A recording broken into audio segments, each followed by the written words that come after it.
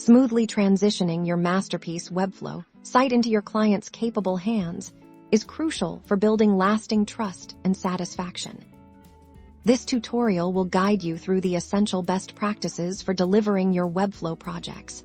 Ensuring your client feels confident managing their new website will break down the process into key steps, starting with your Pre-Handover Checklist.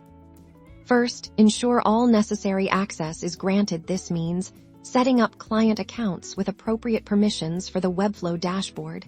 Consider what level of access they truly need to avoid overwhelming them. Next, a critical component is comprehensive CMS training. Walk your client through their specific content management system. Show them how to easily add, edit, and publish new content, whether it's blog posts, products, or team members.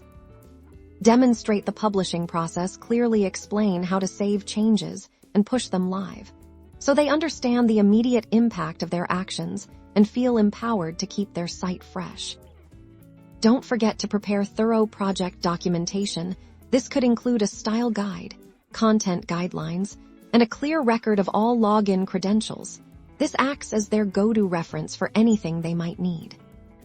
The final procedural step is the project transfer itself. Log into your Webflow account, navigate to your project settings, and initiate the project transfer to your client's Webflow account. Confirm they've accepted the transfer.